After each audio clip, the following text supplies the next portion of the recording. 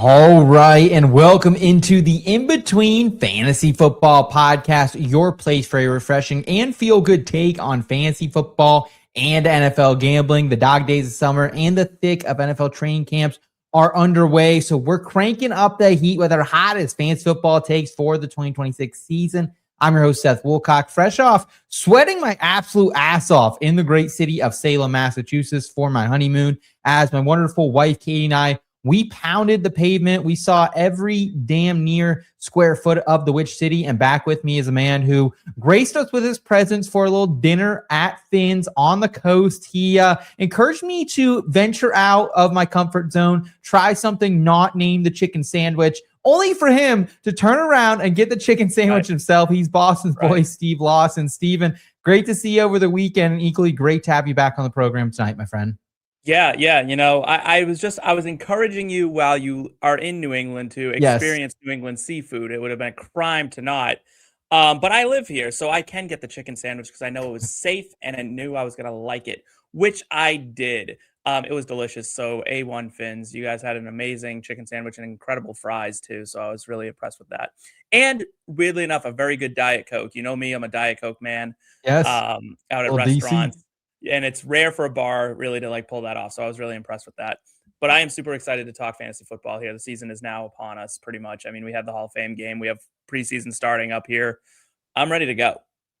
Yeah, redrafts are underway right now. They'll continue, of course, over the next couple weeks. So we wanted to get a little spicy here tonight, man, and throw out some great hot take, bold predictions, whatever you want to call them for the people. And a quick reminder out there, the easiest way to support the program is now to make sure you guys give this video a thumbs up if you enjoy this type of content, and subscribe to the new home of the IBT podcast, FSAN's Fantasy Football Advice channel. That's where all the great content is right now. And in addition to the IBT podcast on this channel, you can find the Fantasy Forecast, the Dynasty Pulse, Too Much Best Ball, and From the Forum. So we'd appreciate you giving those shows a watch after this one and supporting the whole channel. Lots of great stuff coming your way. And Steve, let's go ahead and fire it up here with a little headline hijinks and get these hot takes underway. What do you say, man? Bet.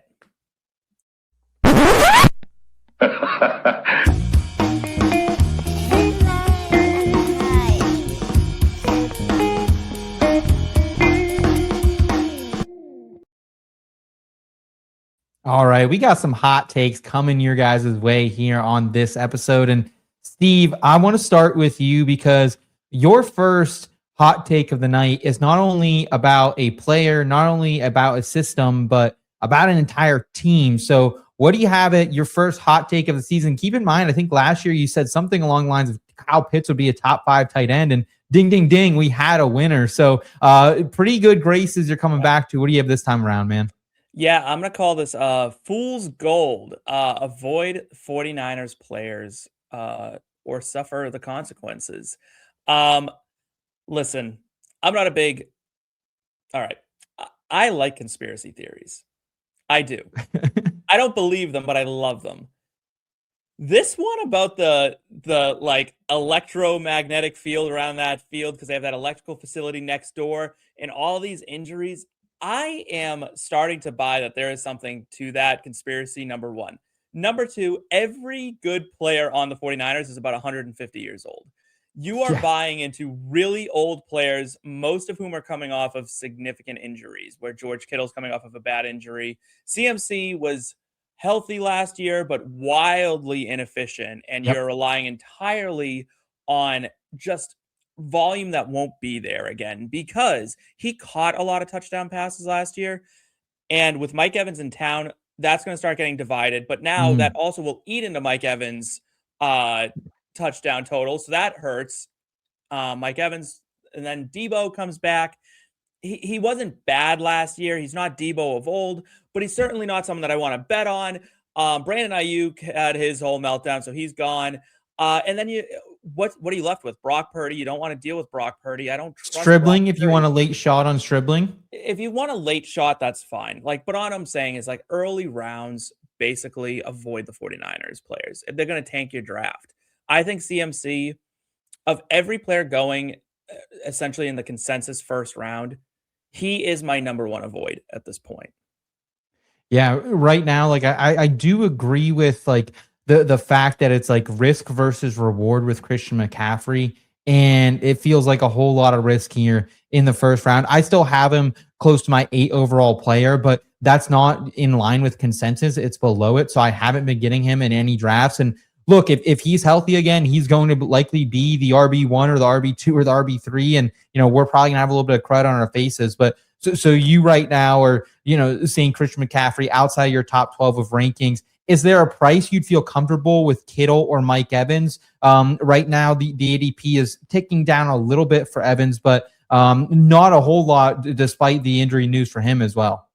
I don't even know if I have Christian McCaffrey outside of my top 12. I just certainly have him outside the first round. And that's the problem, is if you draft someone in the first round where you have to draft McCaffrey right now, he can't be a back end RB1 or you've already lost. So that's a problem. Kittle, that's a middle round kind of. I'd rather just wait. Real-time ADP pushing up right now. When we were getting him in the hundreds, I was okay with it, but right now, tight end 987 overall, Fantasy Pros real-time ADP showing us right now. And that's just going to keep going up the closer we get to redraft season. So I'm not really interested. I just think that's a mess waiting to happen. And he's getting old, and it's a pretty bad injury he's coming back from. Mike Evans, wide receiver 27, 64 overall right now. So he's ticked down a little bit over the last few weeks. That's still too rich for my blood. 8th, 9th round, I think. Yeah. If Kittle holds in the 9th round, I'd be okay with that.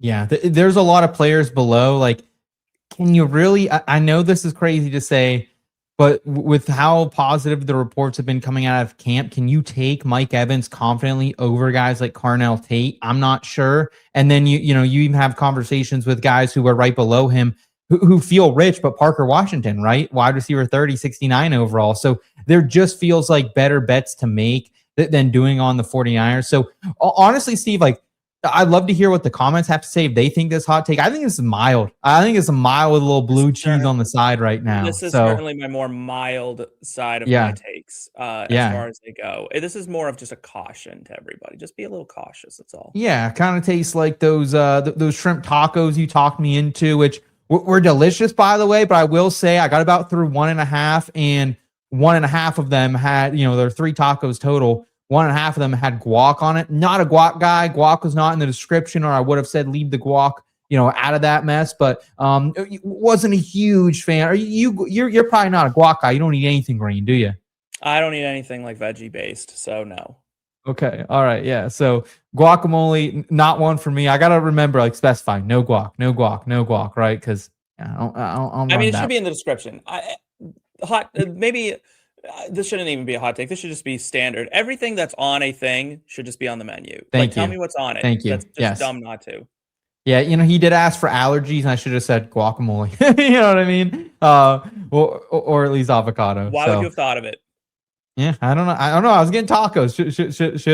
Should have thought ahead. But Steve, also one of those players that's going right below Mike Evans in real-time ADP is Jameson Williams, where for my headline Hyjnx here, I got Jameson on the rocks, Williams ready to pour on 1,400 plus yards. Steve, this one's hot, man. This is a little Tabasco, this little hot salsa right now. Ghost pepper, habanero, whatever you want to call it. We actually have some hot pepper cheese upstairs right now, out there from Lancaster County. Woo, baby. This is where I'm going here, Jameson, though. But Look, I think it's probably because of how rocky the season was to begin with. JMO, he had a couple goose eggs that, like, people really didn't realize how good of a career year he had. Finishes the wide receiver 12 overall, 21 in points per game, 102 targets, 65 receptions, 1,100 plus yards, 7 touchdowns. And like, this was without a legit offensive coordinator. Steve, you've heard me on my high horse. The audience has this season as well. I think Jared Goff is going to have a great year, dude.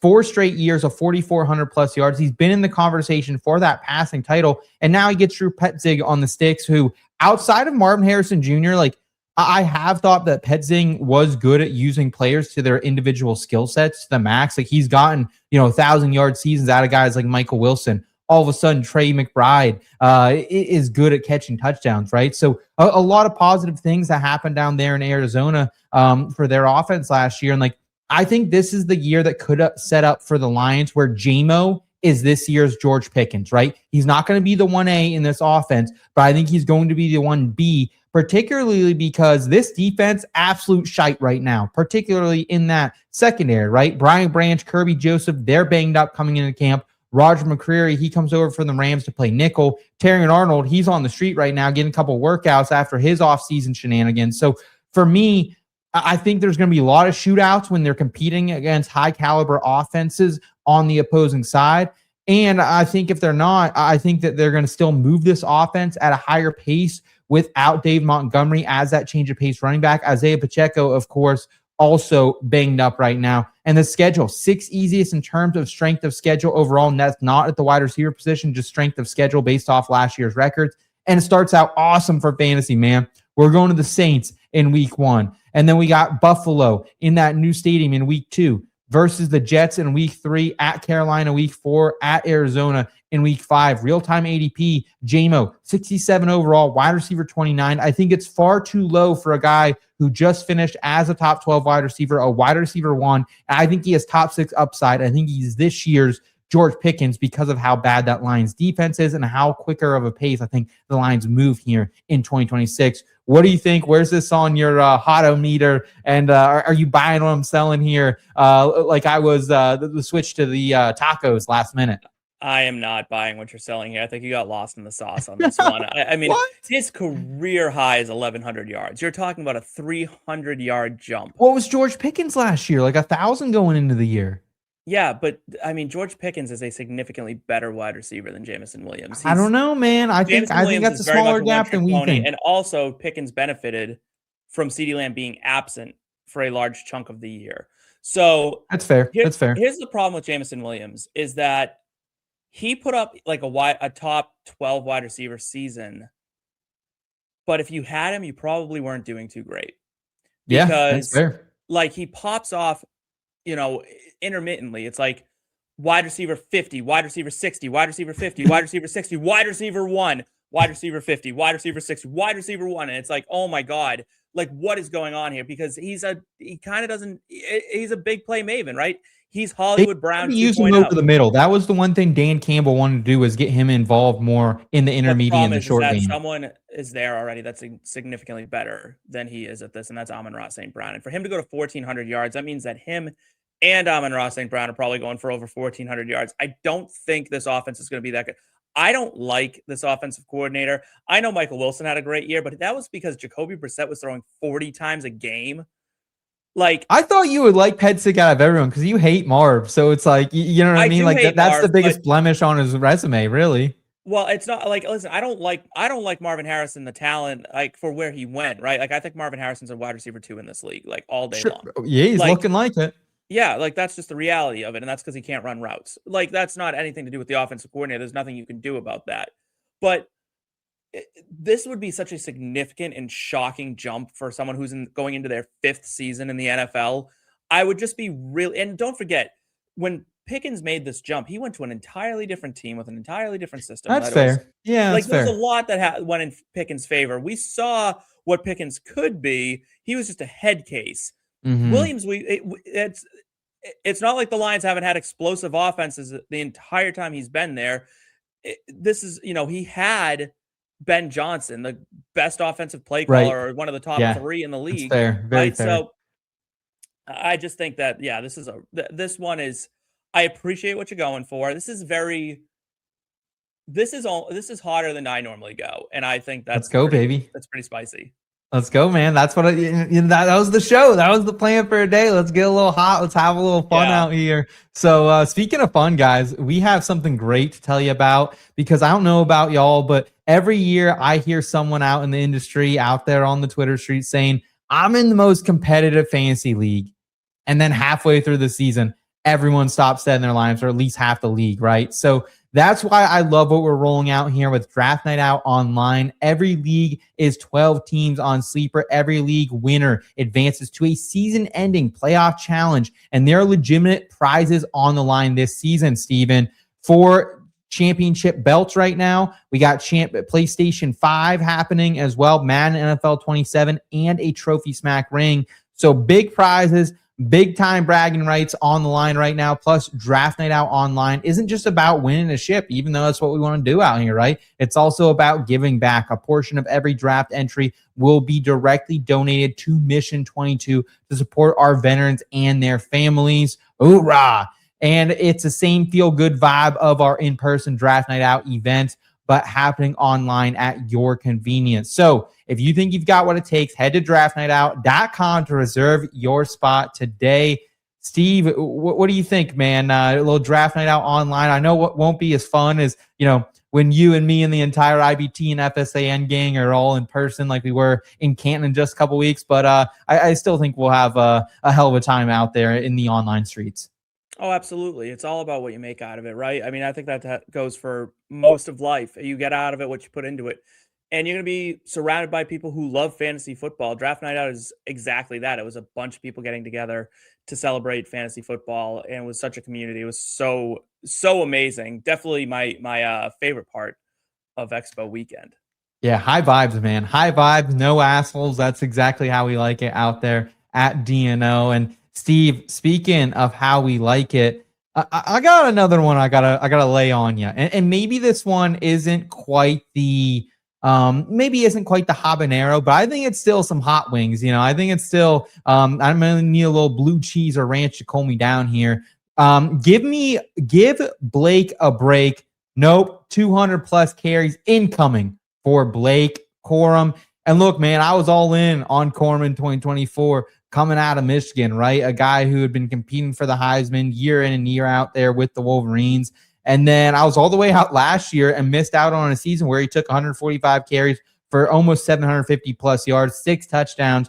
Corum was RB20 from weeks 12 to 17. He averaged 10.5 carries per game in that span.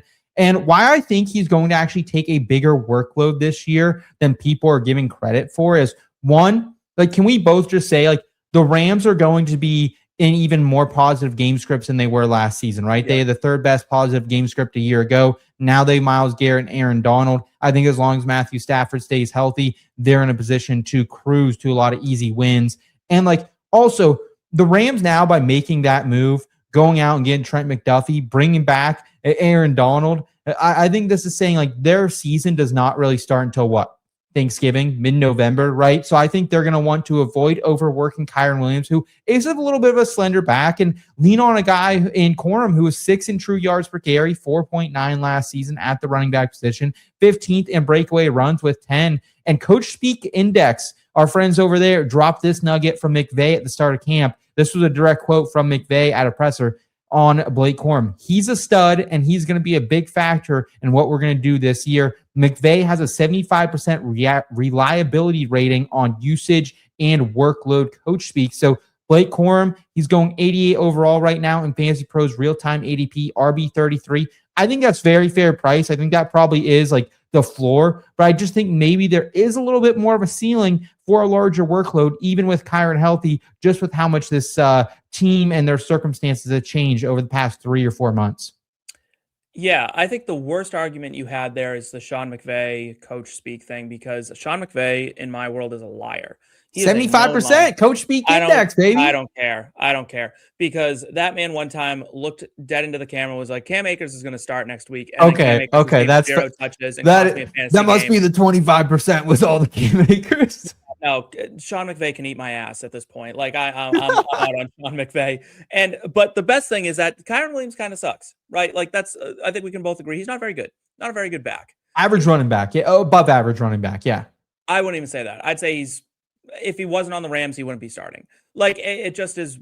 I don't think he's a 3rd down guy, kind of at his best. He's 4 yards in a cloud of dust. He's not very fast, not very good at avoiding tackles. He's just really good at getting touchdowns, I guess. But the Rams score a gazillion points a game. Yeah. So whatever. Aaron Donald doesn't move the needle too much for me because he's 150, he's old now and he's been out of the league for a few years. But Myles Garrett and Trent McDuffie, I mean, Trent McDuffie especially, that's the one that I'm that's what I know. Myles Garrett was shinier.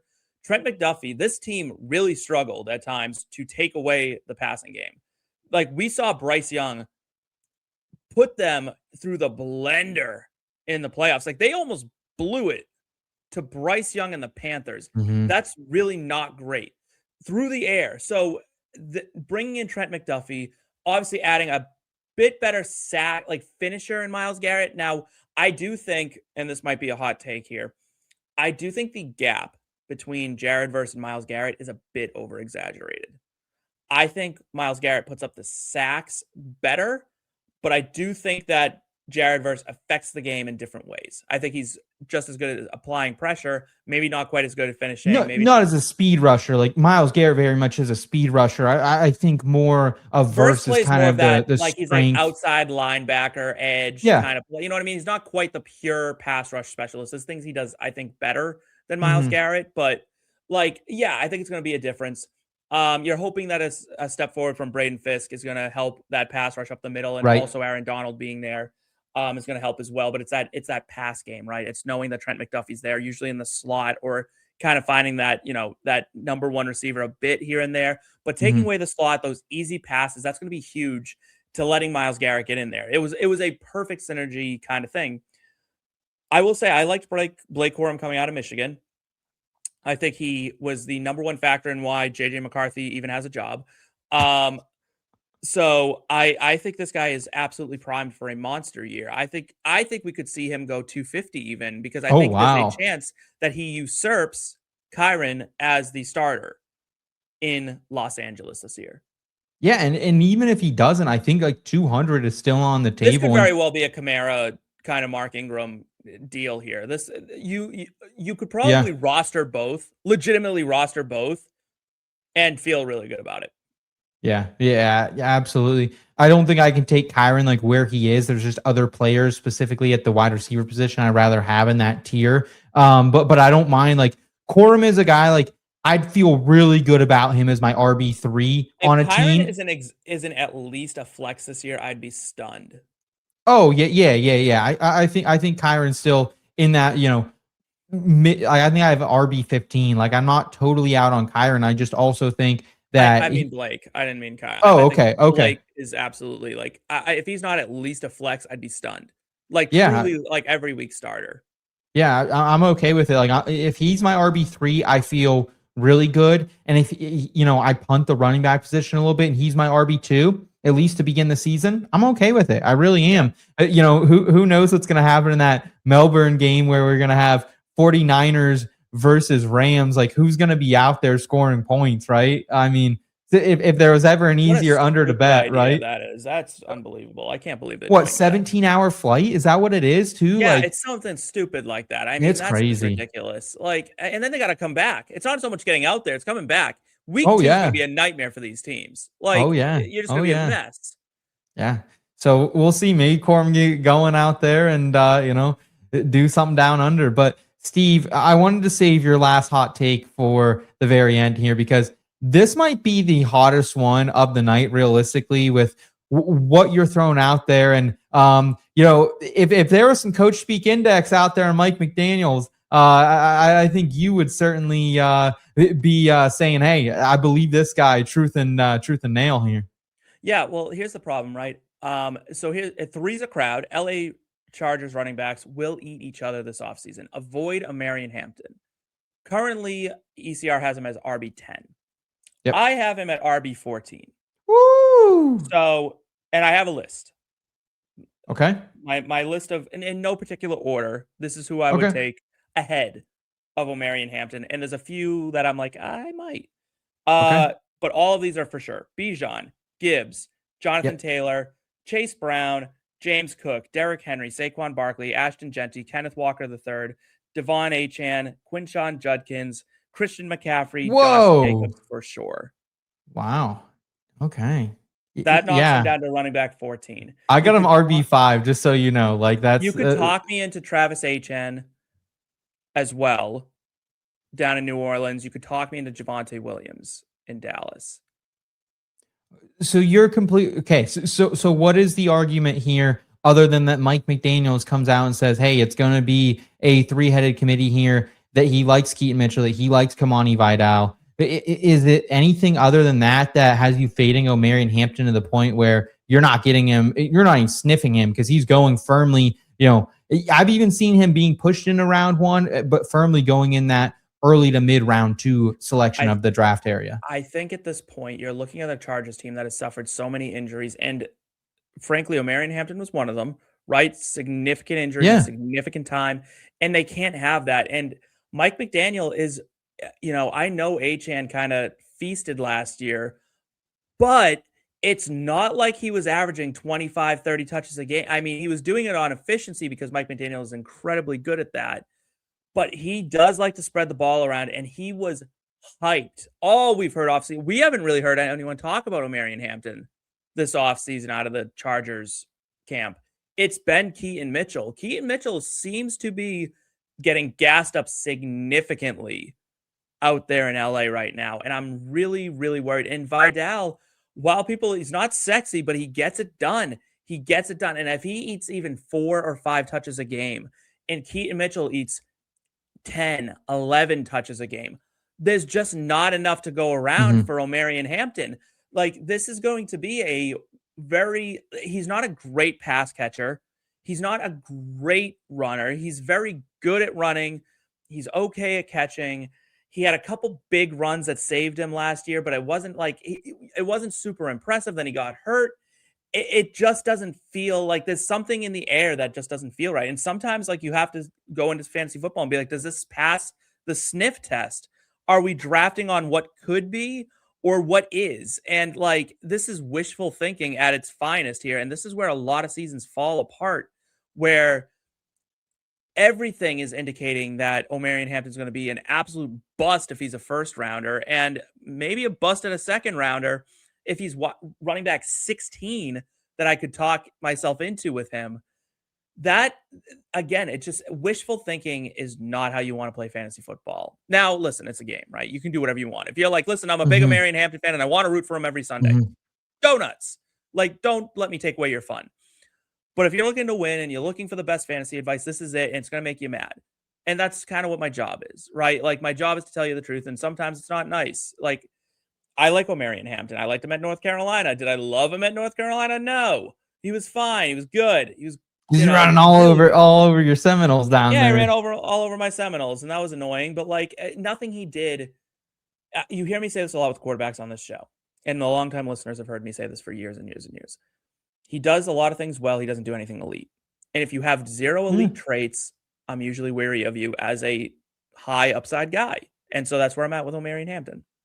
I think that's super fair because, I heard Chris Welsh say this earlier this week on Tailgate, where it was something along the lines of like, it does feel rich where we are taking him right now in regards to he's a player who was hurt for half the season last year, right? And while he was in there, it wasn't like it was elite performance. He was still, to me though, I agree with that. And like, this is a lot of projection, and it certainly is to have him at RB5 where I have him in my rankings. The thing is though, Mike McDaniels is not the head coach. It is Jim Harbaugh. And Jim Harbaugh used a first round pick on this guy a year ago. And also Jim Harbaugh had this guy running when healthy last season at a 69.7% usage rate, the 11th best at the running back position.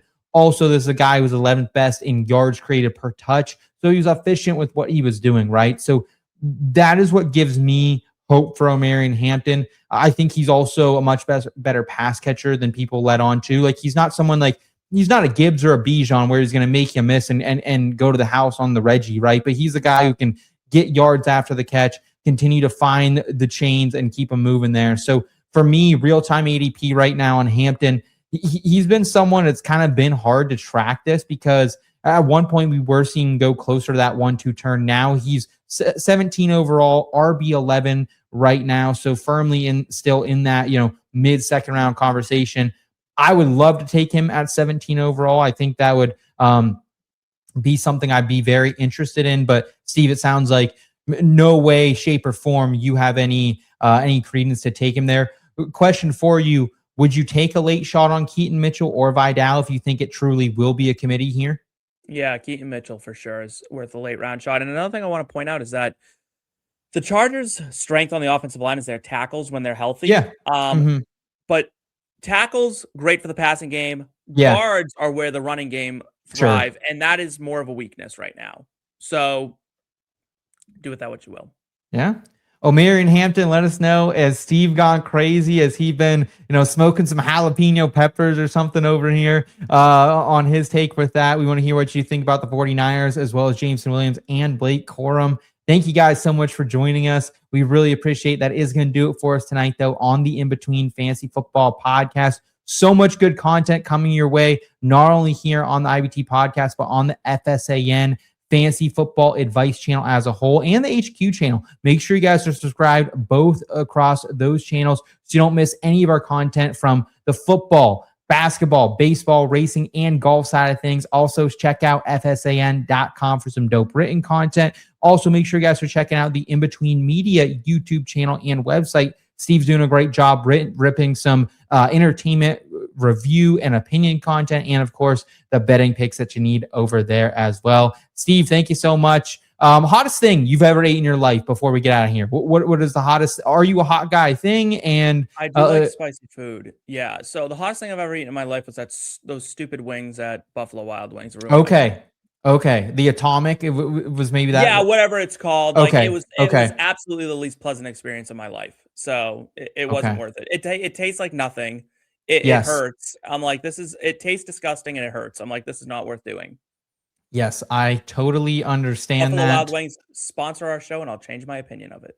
Look, I love B-dubs. I love some Quaker steak and lube too. My brother has done both those challenges.